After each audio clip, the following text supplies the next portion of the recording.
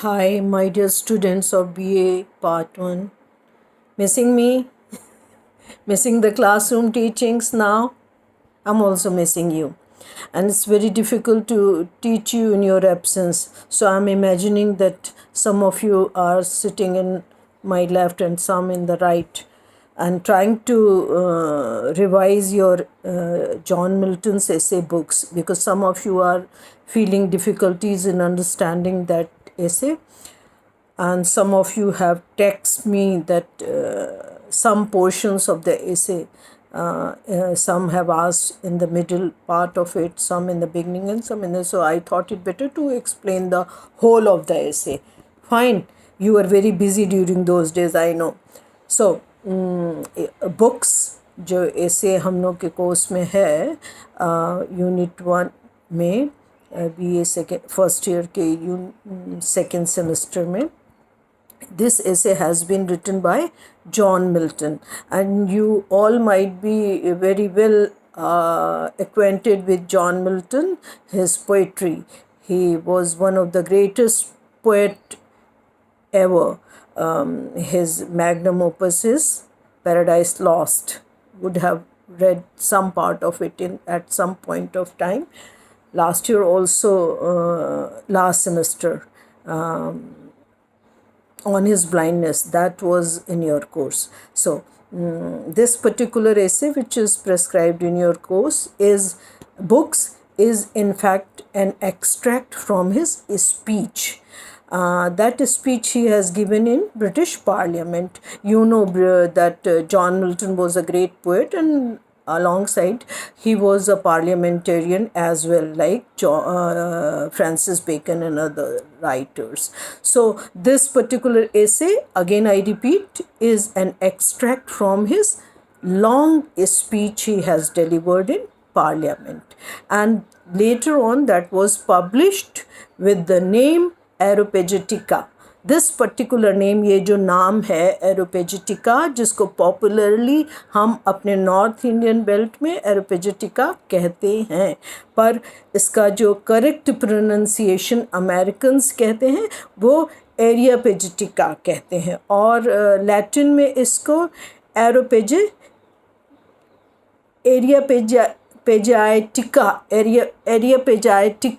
एरियापेजाइटिका Latin में कहते हैं, जिसमें कि ये ओरिजिनली ही has delivered. So in this belt we say Areopagitica and an American Areopagitica.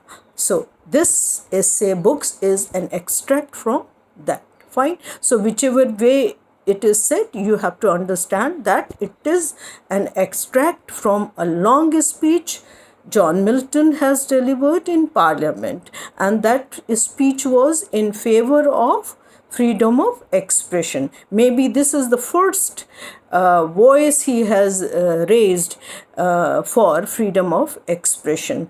Other than the essays, you would have read J.S. Mill's On Liberty. So, coming back to the text, I hope by now you would have opened your text.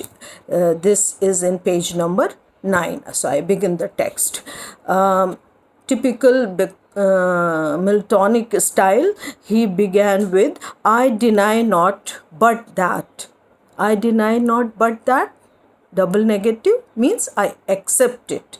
Milton क्या कह रहे हैं? मैं मना नहीं करता, मतलब मैं स्वीकार करता हूँ, मैं एक्सेप्ट करता हूँ. क्या स्वीकार करते हैं?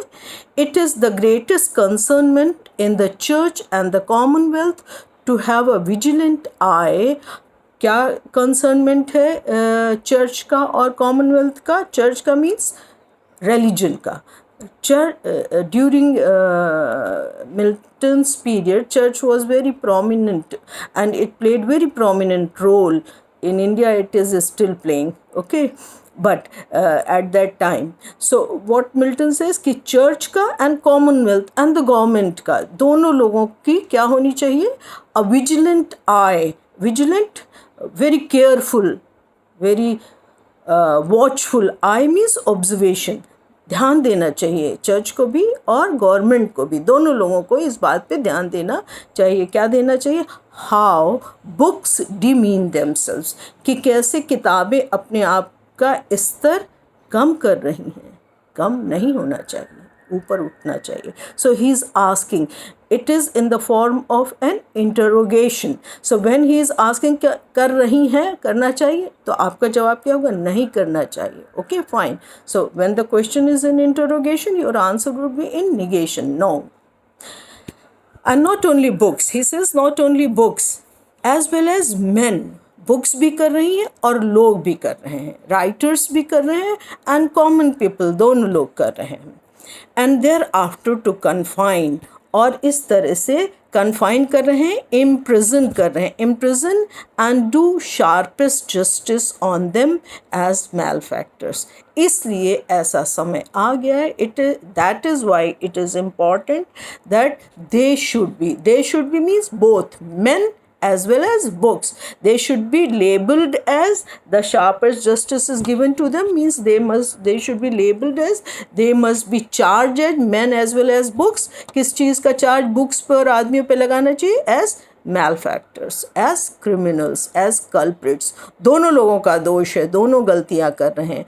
जो बुक्स और जो व्यक्ति अपने आप को हल्का कर रहे हैं, डिमीन कर रहे हैं, जो गंभीरता से व्यवहार या गंभीरता से लेखन जिसमें नहीं है.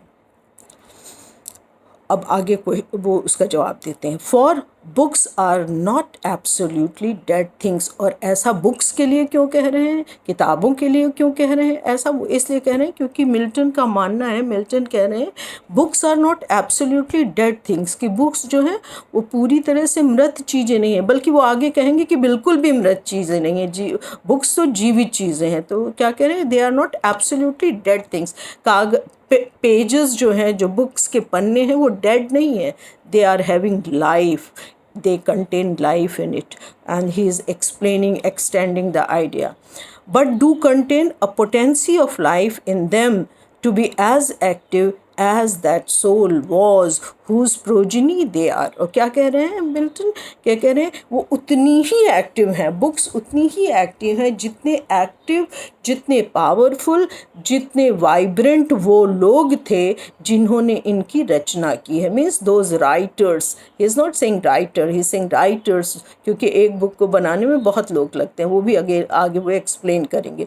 तो कह रहे हैं कि क्योंकि उनमें वो ताकत है, उनमें वो पोटेंसी है, वो वाइब्रेंसी है जो उन लोगों में थी जिन्होंने इनकी रचना की है, जो इनके जनक हैं, जो इनके राइटर्स हैं, ऑथर्स हैं, जिन्होंने इनकी का क्रिएशन किया है, जिसका ये क्रिएशन है, जिनकी ये संतानें हैं, जिन्होंने इनकी रचना की है.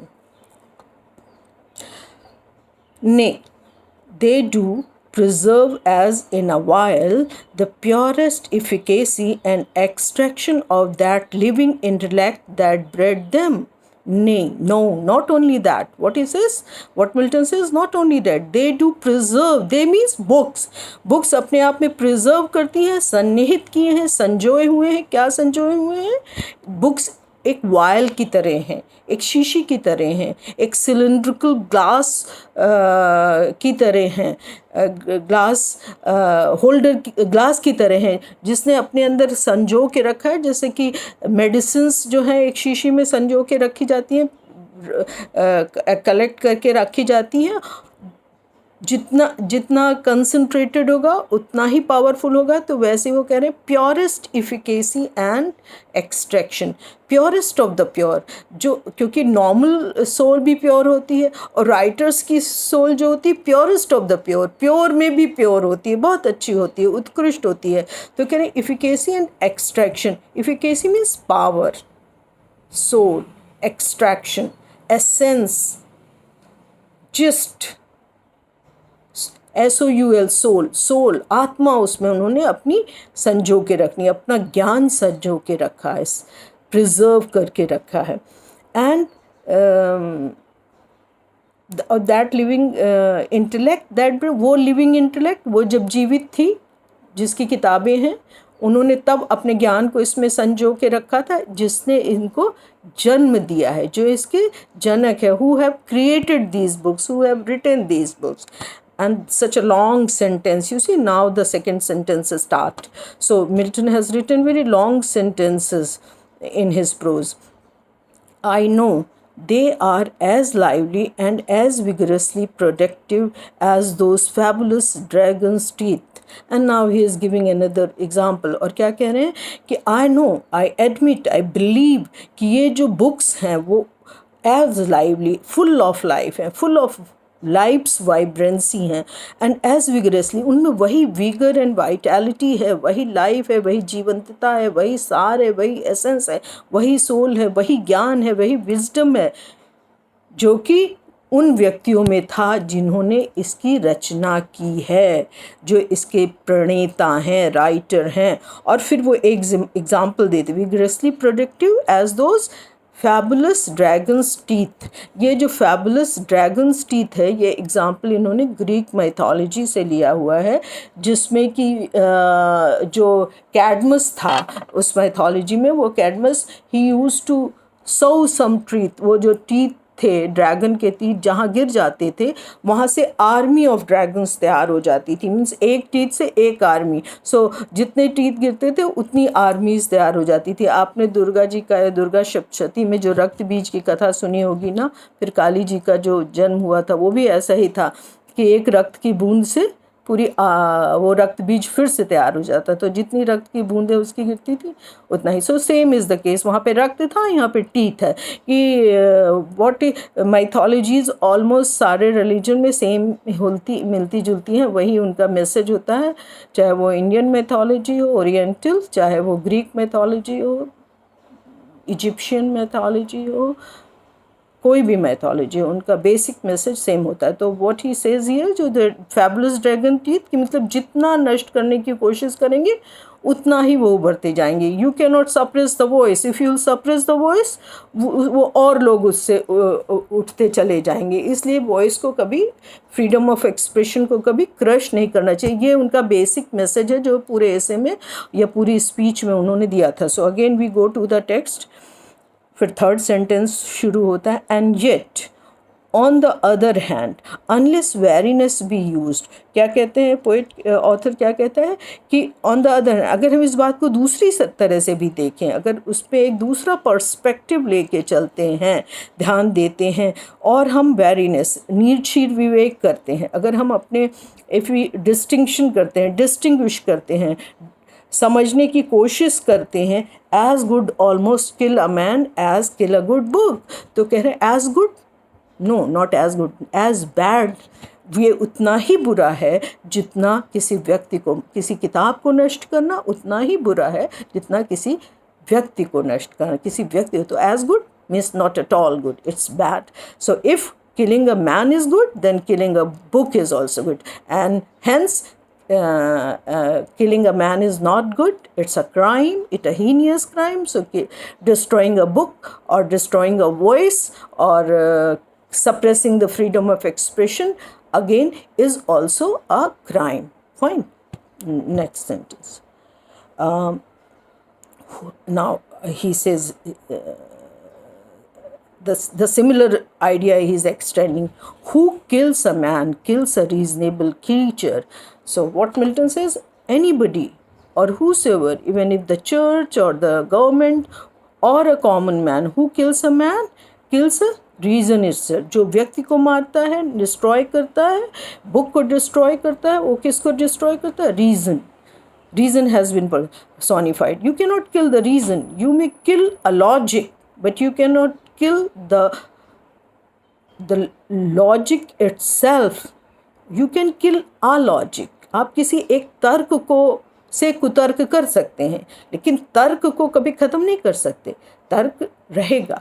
जो अगर logically something is correct, that will exist. So you have to listen others voice. आपको दूसरों की वॉइस, उनकी विचार, उनकी विचारधारा, किताबों में जो निहित है उसको सुनना चाहिए, समझना चाहिए. ये जॉन मिल्टन ने अपनी उस स्पीच में पार्लियामेंट में कहा था. So what he says, as killing a man is bad, as destroying a book is bad. Why it is bad? It is bad because it kills the reason, it kills the logic, and you cannot kill the reason and the logic. To whatever extent you try to kill it, it will sprang up.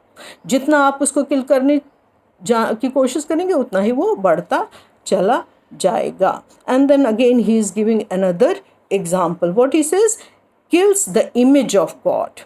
अगर आप reason को किल करते हैं, logic को किल करते हैं, तो आप इमेज ऑफ गॉड को किल करते हैं. अब इसको वो रिलीजन के माध्यम से समझाने की, because you know in that particular poem on his blindness Milton came to the conclusion that God doesn't want our services. What God wants? God wants our infallible, our confirm faith in Him. So here also he says the same idea, that kills the image of God. If you kill a man, you kill the image of God, because a man carries the image of God and a book carries the image of man. So he's trying to bring to the conclusion that destroying a book is destroying a man, and destroying a man is destroying the image of the God.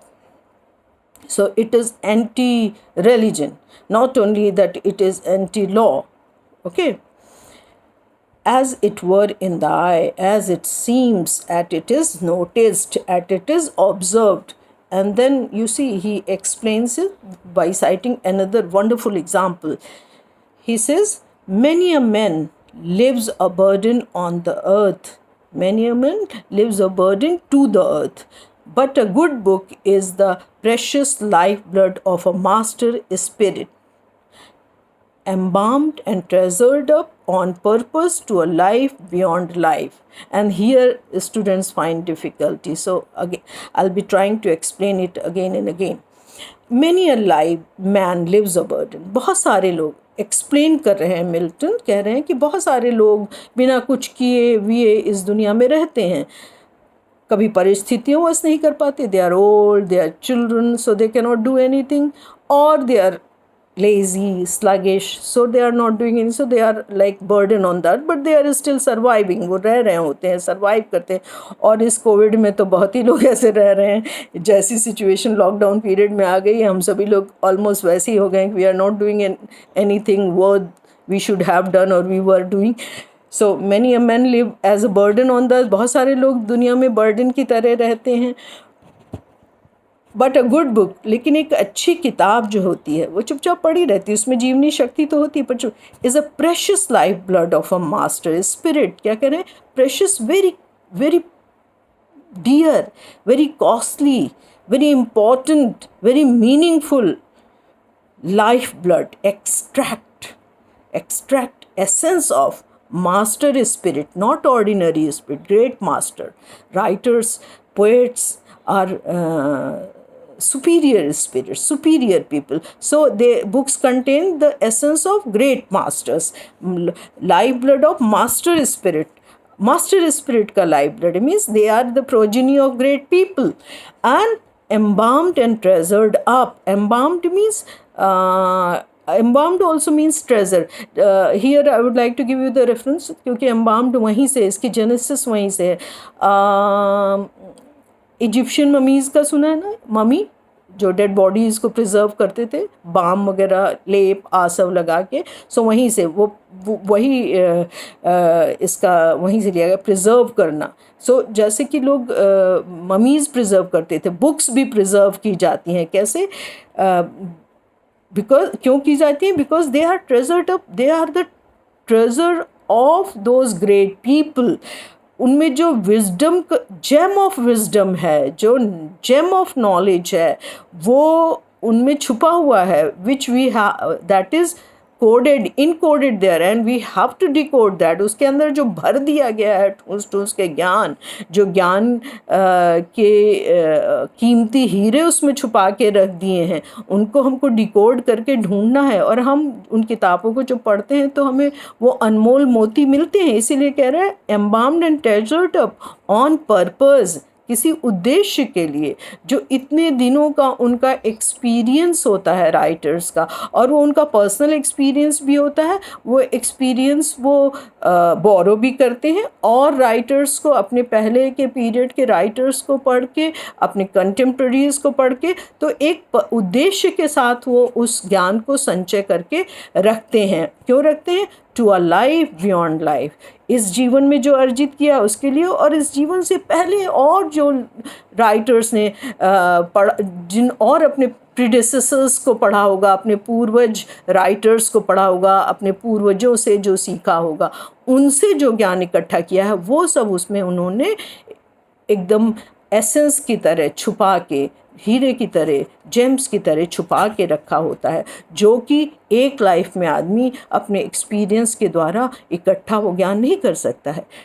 उसको जब वो दूसरों से लेता है तो वो ज़्यादा मिलता है। बहुत सारे लोगों का ज्ञान उसको इकट्ठा आसानी से कम समय में प्राप्त हो जाता है, इसलिए वो कह रहा है राइटर।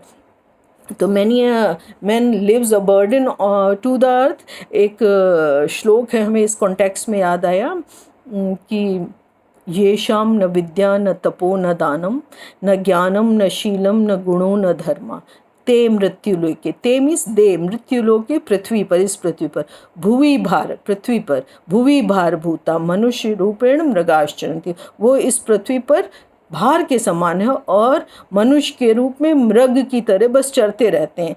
तो मनुष्य तो फिर भी कुछ खाता पीता चरता रहता है और पृथ्वी पर भार के समान रहता है, लेकिन हम उसको मारते नहीं हैं, संजो के रखते हैं, संभाल के रखते हैं।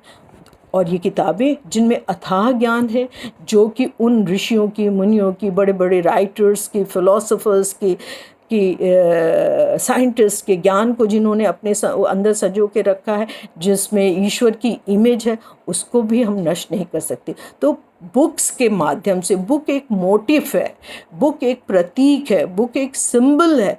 इस सिंबल के माध्यम से जॉन मिल्टन ये कहना चाहते हैं कि हमको अभिव्यक्ति को कभी सप्रेस नहीं करना चाहिए, चर्च को भी नहीं करना चाहिए और गवर्नमेंट को भी नहीं करना चाहिए। फ्रीडम ऑफ एक्सप्रेशन होनी चाहिए। ऐसे के बाद आई लेट यू नो कि उन्होंने ये जो अपना एरोपेजिटिका जो पब्लिश कराया था 1644 में, it was a revolutionary message in British parliament.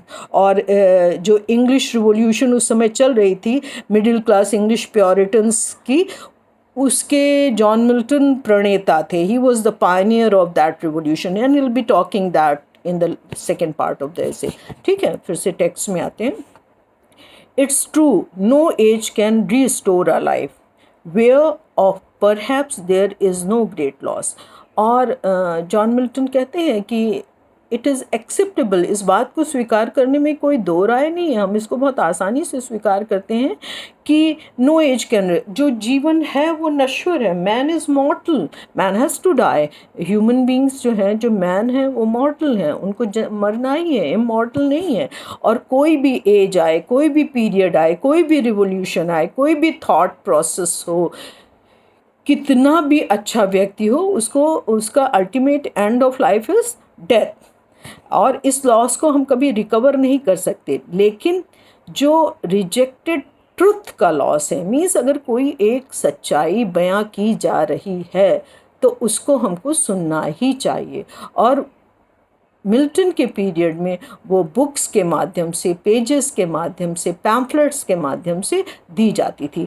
उस समय ये इलेक्ट्रॉनिक मीडिया तो था नहीं कि टीवी पे आके लोग बोल दें, या सोशल मीडिया तो था नहीं कि एक वीडियो बना के अपलोड कर दें। तो इसलिए बुक्स बुक्स बुक्स बार बार मिल्टन कह रहे हैं। तो यहाँ पे बुक्स का मतलब क्या है? फ्रीडम ऑफ एक्सप्रेशन, अभिव्यक्ति की आज़ादी। And revolutions of ages do not oft recover the loss of a rejected truth। और मिल्टन करें, एक रिजेक्टेड ट्रुथ को युगों युगों तक दोबारा रिकवर नहीं किया जा सकता। सोक्रेटिस को एक बार जहर का प्याला दे दिया गया, अगर उसकी बात ना सुनी जाती या और जो कहना चाह रहा था, ऐसे जो बहुत सारे इस तरह के फ़िलासफ़र्स को उस समय, सेंट जॉन को उनके पीरियड में नहीं सुना गया, उनकी बात नहीं सुनी गई। अभी भी इस तरह के बहुत सारे केसेस आप लोग सुनते होंगे। तो कह रहे हैं उसका लॉस फिर कभी रिकवर नहीं होता। यू कैन नॉट, उसका कोई सब्स्टिट्यूट नहीं है कि इनकी नहीं सुनी गई तो उनकी सुन ली जाएगी, या इस ट्रुथ को रिजेक्ट कर दिया गया तो उसके पैरेलल दूसरा ट्रुथ खड़ा हो जाएगा। For the want of which whole nation fare towards. और क्या कह रहे हैं, उसका कंक्लूड कर रहे हैं मिल्टन, कह रहे हैं कि वांट ऑफ, उसकी जो कमी होती है, उस रिजेक्टेड ट्रुथ की जो कमी होती है, उसको फिर पूरे देश को बर्दाश्त करना पड़ा, पूरा देश उसके लिए सफ़र करता है, वो पूरा पीरियड, वो पूरा काल उसके लिए सफ़र करता है. He should be wary, therefore, what persecution we raise against the living labors of public men. We should be wary. We should be very discriminate. We should be very careful. We should be very watchful. Watchful for what? What persecution we raise against the living labors of public men. कि हम लोग क्या persecution करें. हम means Commonwealth, हम means church, हम means responsible people, हम means common people. तो कह रहे हैं कि हम लोग जो हैं वो क्या कर रहे हैं, किस तरह से परसिक्यूट कर रहे हैं, सप्रेस कर रहे हैं, ऑप्रेस कर रहे हैं, और ऑफन कभी कभी तो हम लोग एकदम उसको ख़त्म ही करे दे रहे हैं. किसको? उस ट्रुथ को, उस वॉइस को, उस आवाज़ को, उस अभिव्यक्ति की, वो आइडिया, जो आइडिया कभी आगे बढ़ के आइडियोलॉजी बनने वाला हो सकता था या हो सकता है, उसको जो हम परसिक्यूट कर देते हैं, उसको जब हम सप्रेस कर देते हैं, किल कर देते हैं, अवॉइड कर देते हैं, नहीं सुनते, रिजेक्ट कर देते, तो वो we rage against the living labours of public. वो जो लिविंग लेबर्स, जो उनके एफर्ट्स होते हैं, जो उनके आइडियाज़ होते हैं, जो उसके पीछे छुपी हुई आइडियोलॉजी होती है, सोच होती है. सबने देखा होगा गिरते हुए एप्पल को. न्यूटन की तरह कुछ ही लोगों ने कुछ सबने देखा होगा, लेकिन न्यूटन नहीं यूज़ किया उसने. तो अगर हम लोग उस समय ना सुनते तो क्या होता. तो इस तरह मिल्टन कहना चाहते हैं कि हम कोई ना कोई एक व्यक्ति ही वो आइडिया लेके आता है, वो फिर उसको एक आइडियोलॉजी बनाता है. तो किसी भी ट्रुथ को किसी भी कीमत पे हमको रिजेक्ट नहीं करना है, उसको परसिक्यूट नहीं करना, उसको सप्रेस नहीं करना है. How we spill that seasoned life of man preserved and stored up in books.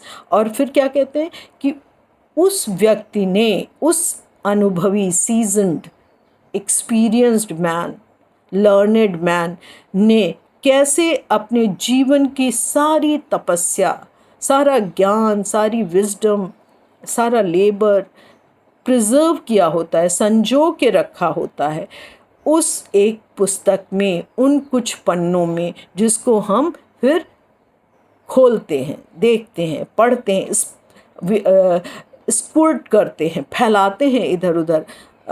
Milton ने लिखा, हमने पढ़ा, हमसे हमारे 200 स्टूडेंट्स से मेरा 150. तो एक एक्सपोनेंशियल, वही कोविड वाला, जैसे कोविड-19 ये फैल रहा, वैसे वो फैलता चला जाता है, ज्ञान फैलता चला जाता है. तो हमको वो चेन ब्रेक नहीं करनी चाहिए. किसकी? ज्ञान की चेन ब्रेक नहीं करनी चाहिए. इस ज्ञान की चेन को अगर हम ब्रेक कर देंगे तो वो वहीं रुक जाएगा. तो मिल्टन कह रहे हैं कि हमको इस चेन को ब्रेक नहीं करना चाहिए, उस आइडिया को सप्रेस नहीं करना चाहिए. वो आइडिया इन बुक्स में संजोया हुआ है, जिनमें सीजन्ड मैन, अनुभवी व्यक्तियों की, लर्नेड पीपल की, मैन ऑफ लेटर्स की, स्कॉलर्स की, थिंकर्स की, फिलोसोफर्स की आइडियाज़, आइडियोलॉजी, फिलॉसफी संजोई हुई है. Since we see a kind of homicide may be thus committed. और बढ़ाते हैं आइडिया को, और एक्सटेंड करते हैं, और कहते हैं अगर हम लोग इसको ख़त्म करते हैं, उस चेन को ब्रेक करते हैं, नॉलेज की चेन को ब्रेक करते हैं, तो एक तरह का हम लोग होमिसाइड करते हैं, नरसंहार करते हैं.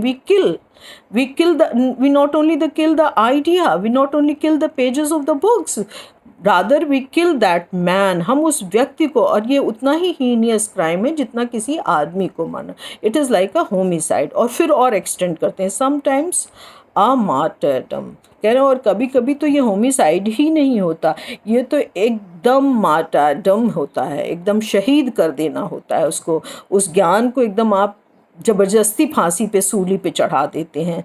And if it extend to the whole impression, और कह रहे हैं इस इम्प्रेशन को और अगर आगे बढ़ाया जाए और फॉरवर्ड किया जाए, आगे बढ़ाया जाए, तो ना तो ये होमिसाइड है, ना तो ये मार्टरडम है, बल्कि it is a kind of massacre. ये एक तरह का बड़ा भारी नरसंहार है. It is a kind of genocide. एकदम एक जेनोसाइड की तरह है, जिसमें आप एक नहीं कई लोगों की हत्या करते हैं अगर आप किसी बुक को नष्ट करते हैं, अगर आप किसी आइडिया को ख़त्म करते हैं. Whereof the execution ends not in the slaying of an elemental life. फिर और एक्सटेंड करते हैं आइडिया को और मिल्टन बढ़ाते हैं और कहते हैं इस तरह से आप जेनोसाइड ही नहीं करते, आप एक एलिमेंटल लाइफ को ही नहीं करते। एलिमेंटल लाइफ क्षिति जल पावक गगन समीर means earth water air fire, इन चीज़ों से बने हुए, 4 एलिमेंट से बने हुए जीवन को ही, इस अर्थली बॉडी को ही नहीं ख़त्म करते। उसमें जो 5th सेंस है, जो इथेरियल सेंस है, जो नॉलेज का सेंस है, जो स्पिरिचुअल सेंस है, जो सोल है, जो डिविनिटी है, जो सेलेशियल पावर है, जो ज्ञान है, जो विजडम है, उसको आप ख़त्म करते हैं, which is more sinful, which is more bad, which is worse than killing a man, but strikes at ethereal and 5th sense। और फिर वही बात करते हैं ethereal and 5th sense, ethereal life को ही नहीं, आप 5th sense को, जिसको कभी कभी हम 6th sense भी कहते हैं, उस spiritual celestial लाइफ को आप ख़त्म करते हैं। the breath of reason itself, आप रीज़न की सांस को, जीवन को ही ख़त्म कर देते हैं, आप लॉजिक को ही ख़त्म कर देते हैं, आप आगे की धारा को बहने से पहले ही रोक देते हैं।